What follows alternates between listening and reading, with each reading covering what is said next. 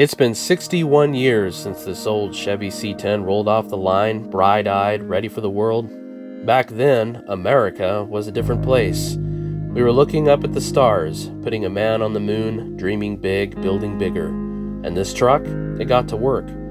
No fancy badges, no chrome for show, just steel, grit, and a job to do. It worked fence lines, hauled hay bales and feed sacks. Took kids to school, groceries home, Sunday mornings to church. It's seen harvests, droughts, birthdays, funerals, probably even been cursed at, prayed in, and patched up more times than we'll ever know. Didn't ask for much, just some gas, a little grease, and a driver who knew how to treat a clutch. Now here we are in 2025. Technology's moving faster than a thought. Phones are smart, cars drive themselves. But this truck is still here. Stuck in time, maybe, but still alive, still ready. And what we're about to do, it's going to change how it looks forever. Not to make it pretty, but to make it right. We're not erasing the scars, we're honoring them. Because they're not flaws, they're memories. This truck tells a story about American grit, about family, about faith, about freedom. It's a piece of history, a little rusty, sure, but still red, white, and true. And at the Garage R&R, that's what we're all about. Not just wrenching on old iron, but preserving the soul of it. Reviving machines that still have more to give, that deserve one more chance to hit the road.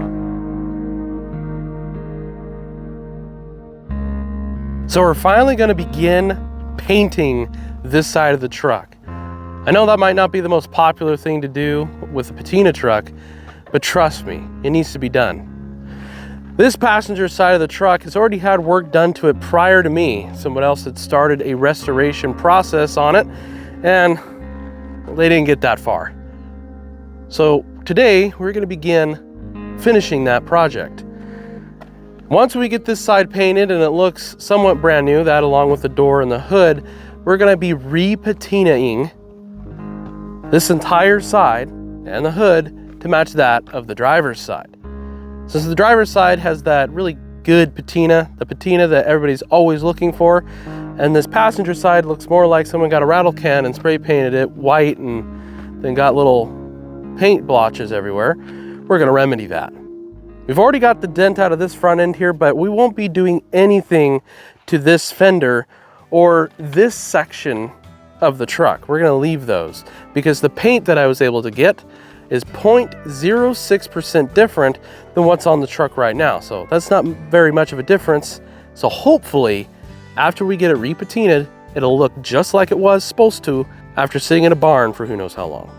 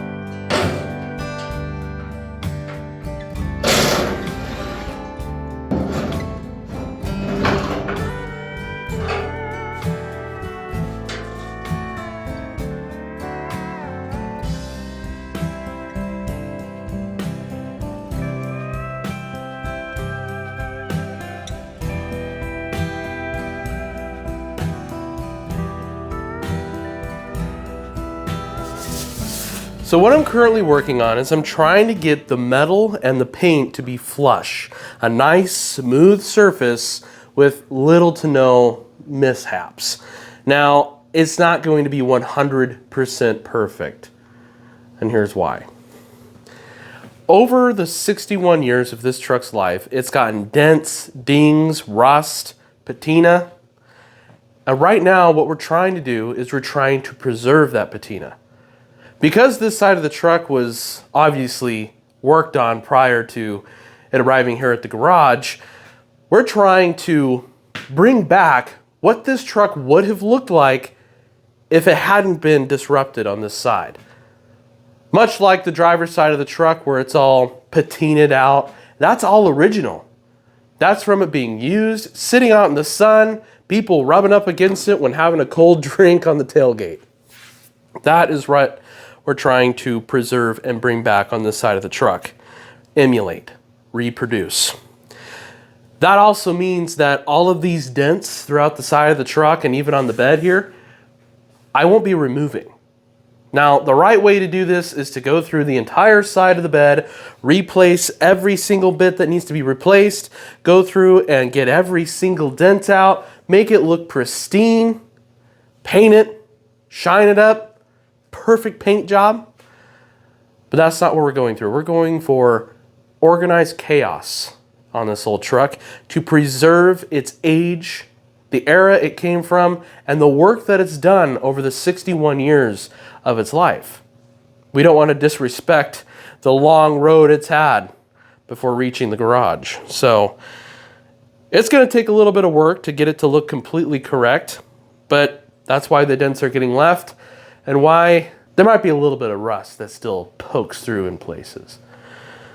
But I'm just trying to get this to be at least somewhat smooth so we do lay down the prime coat, we can go back through and sand it down and make it as smooth as possible so that when we paint it for the first time with the black and then the blue, we'll be able to recreate what it might have looked like if it had its original paint on this side for the past 61 years.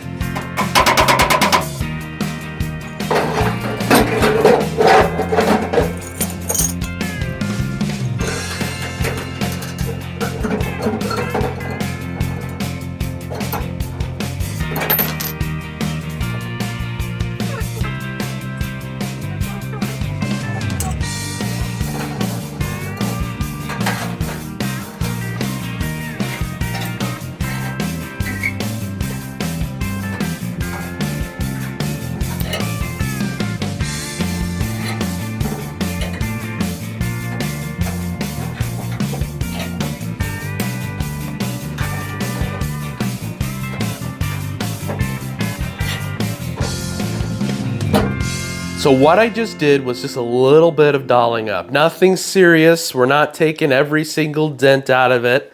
I know. Why aren't you doing that? Because just trust the process. What I did do was I kind of went through some of the really bad sections. There was a spot on the side of the bed that kept wanting to suck in as opposed to staying out like it's supposed to, like the other side. So I was able to get that fixed to where when we paint it and have everything going on, and when we're repatinaing it, it's a word now, it wouldn't just ping back in and cause issues.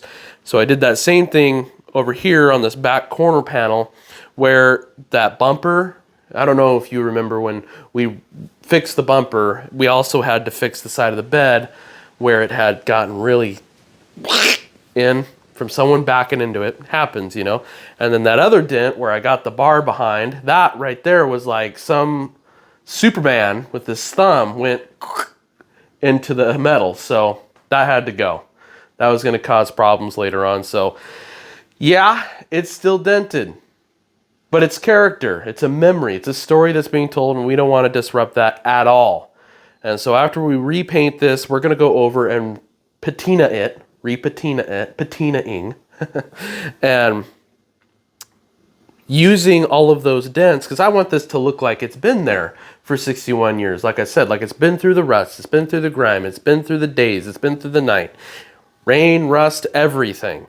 So leaving the dents, we're going to experiment to see if we can't make the repatinaing process look more authentic as opposed to replicated, right? You get what I'm saying. Anyway, we're going to paint it with primer first, and we're going to sand the primer down, get rid of any more highs and low spots. There's some scratches I can't quite get out, some really good ouchies, you know what I mean? So now we need to mask the truck off.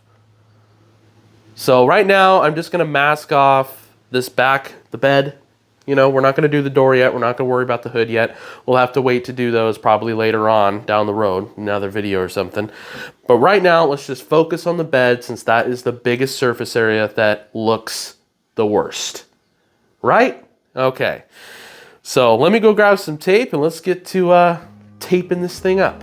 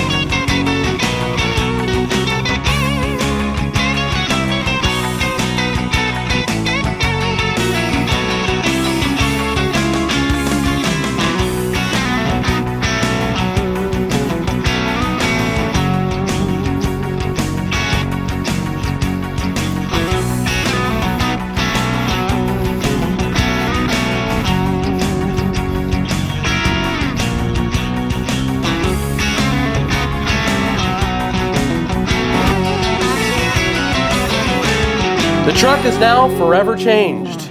With our first 3 coats of paint, that being the primer on it, we are now ready to sand it down. But we can't do that quite yet because it's got to have some time to cure, which is going to take basically the rest of the afternoon and tomorrow morning.